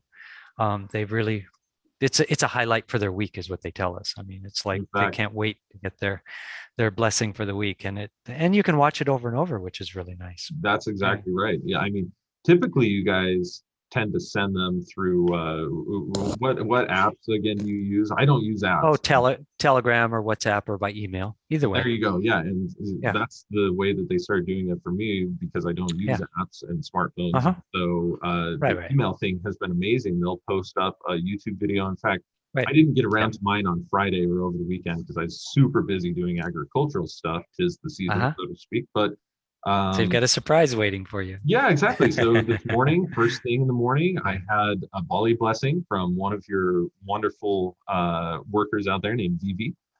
And and I've received so many of these over the last year. I mean, I pretty much the first month I think you offered it, I started signing up, because my heart goes out to these people. You have to understand that in Bali, there are such few ways of earning income these days, because it's been so modernized that they don't have the land and the agricultural space, and most families don't, that they used to, and they live more or less in pretty densely populated areas. And so there's not ways of producing income when tourism shuts down. And almost all of the other hotels and other things in the area, they just were like, well, our bottom line is suffering, so you're fired. And that sent thousands of people with no tens of thousands. Tens of thousands of people are out of work on Bali, and they have no governmental programs like in America. There's no such thing as unemployment. They don't even have it. But so with that, Don and Ilona, his wife, have come up with such amazing ways of being able to creatively employ them. Like he said, when he first started running this thing, at first they were just paying them completely out of pocket. And then they came up with this idea to do the Bali blessing thing, which is such a synergistic and beautiful way, because this is really the lifestyle of so many of the people that are working for the Shambhala Retreat Center anyway. They do this for family, friends, ancestors, things like that anyway. Yeah, so they do the blessings anyway. They're not doing them for the camera. They do the blessing every day when they come anyway. And then they do a video for the people that they need to do them for that week. But yeah, we're actually up to almost 50% of the monthly salaries covered by Bali Blessing right now, which has been a great help on my pocket, because it's a lot of people to feed. But we're committed to it, and they are still talking about opening the airport in end of July, which we'll see if that happens. They've promised every time they've promised, they said, "Oh, whoops, sorry," and then they pushed it off. So we don't know if that's going to actually happen. Not a lot of integrity to the promises. But the Bali blessing thing, I started out because it was a humanitarian thing. It's like, I have $25 extra that I can go to support all of these other families, just chip in a little bit. And what I get out of it is actually so much more than what I put into it. Just watching every single one of those per week, set an intention. Sometimes I'll pray for my clients, or sometimes I'll do other things. And when they send the energy, you can actually feel it amplify around you when you're watching it. So that it's something that I've really enjoyed. I think that it's a beautiful thing. And if I had wellness issues, of course, I did have wellness issues, and I'm using my own SE-5 1000, 2000 here at home to balance my intrinsic data fields and energetic data. But you can do this now and have the Bali blessing. And in my experience, those are tools that people can utilize to really make a huge impact in their lives. So I think Yeah. this is really cool pairing that you've offered here, Don. Thanks. Well, I do hope people take advantage of it, and like uh, people can do the Bali blessing by itself if they want to. It's not on this website. It's baliblessing.com. Um, so they can go to that website too. You can put that link underneath too. Yes. If they only want to do the Bali blessing, they can sign up there. Yeah. Fair enough. But this one we did give the opportunity for the subscription where they get the quantum wellness part as well as the Bali blessing, and it's I do think this is a really great deal. I mean, know it's for what kind of work we're trying to get off the ground here. This is it's a whole nother level from where we've worked in the past. I mean, I know a lot of people charge a lot of money to do this work because it's a lot of work, especially doing an analysis. And we do have some custom programming available. If people need a custom program done, you can write to us for that specifically, and we will look into it to see. And, actually we find practitioners like you that will create the program. And so we pay the practitioner and then we upload it to for them to be balanced with on a weekly basis. I've got a couple of people doing that, but it kind of depends on how complex the problem is. And, again, this is, just reiterate one more time, this is not replacement for medical treatment. If a person has a real medical problem, they should be seeing a medical practitioner, a licensed medical practitioner in their area. This is for health and wellness, and we only balance intrinsic data fields which are on a non-physical level. They're not on the physical level. And it is our belief system that these informational structures are what produce the physical level. And so based on that, we do see the results that we expect to find, but we cannot make any medical claims whatsoever, and we don't make any medical claims. These are intrinsic data field references that we use for those blueprints, for those pre-physical blueprints. And, we firmly believe in them, but it's up to the practitioner to determine the effectiveness and decide for yourself. It's really, I don't want to convince anybody at all whatsoever. Yeah, it's not about that. But if this is something that's up your alley, you're interested in looking after your own multidimensional wellness, this is one aspect that is, in my opinion, enormously important, because with this type of technology, we're able to influence multiple different subtle energetic layers of the human multidimensional anatomy that are able to make some pretty miraculous effects. Miraculous changes, that's for sure. Yeah, exactly. I've experienced it myself. My family's experienced it, and hundreds and hundreds and hundreds. I have 3 years of about 450 or more people that I've worked with that have had enormous changes with this just over the past 3 years. Exactly. So, sure. Lots of case studies. So, Don, this is obviously one of the ways we can get a hold of you is through quantumwellnesshub.com. And this is where people can take part in the quantum wellness and even, ask for, some custom sessions. They can find all of these generalized sessions that we were just scrolling through and stuff. They also have baliblessing.com, right? Mm-hmm. And SE5.com, SE-5.com. Yeah. And maybe what are some of the other ways that people would be able to get a hold of you or take a look at some of the works that you're doing? Well, we've got the Radionics School, so radionic.online. And then I also have a ton of YouTube videos. I don't know, I last count, every time I look at it, I'm like going, really? I have 150 videos or 200 videos on there. And not all of them are just about radionics. I mean, like, I also do photography and underwater photography. I've done dolphin videos. My wife wrote the book Wisdom of the Dolphins, which was #1 bestseller back in the late in the 90s. So we did a lot of swimming with dolphins, and so I've got a lot of dolphin footage and also underwater scuba diving stuff and snorkeling, and just I like to do a lot of that too. So some of those videos are just fun videos, or like we were talking about earlier.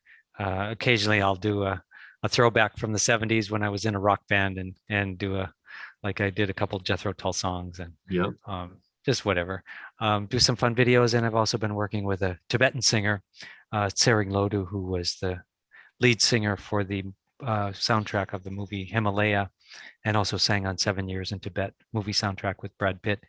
And we've got 3 albums out, and the next one is in remix now. And those are, I've got some YouTube videos with us performing, and also some, more like music videos and stuff like that. But search around, they can subscribe to my YouTube channel. Well, yeah, and then of course, we didn't even have time to unpack Chios or We'll all have of to do that on another time. Yeah, we've exactly got the EMF protection and 5G protection, all that kind of stuff. And exactly. so we can go into that in another podcast for sure, because that's all very important. And we've we've been in this for a long time, so we know a lot of details that people don't always understand about this. Yeah, exactly. So, yeah, we can do that again. Yeah, that'd be fun. Well, that sounds great. Thanks for having me. Don, it was an absolute pleasure having you. Thank you so much for all of your time. And again, we'll have links to all of the different projects that have been listed during this podcast down below in the description area. So be sure to check those out. Also, if you're interested in picking up an SE-5 2000 for yourself, this is a great way of picking something up for you and also benefiting the Phoenix Aurelius Research Academy. We make a little referral amount. So if you want to pick up an SE-5 1000 for yourself, you can go ahead and contact us, or you can contact Don. Just let them know that you've heard about the system through the Alchemi-Culture podcast. And Beth, the office manager, knows me very well, perhaps too well. We talk regularly.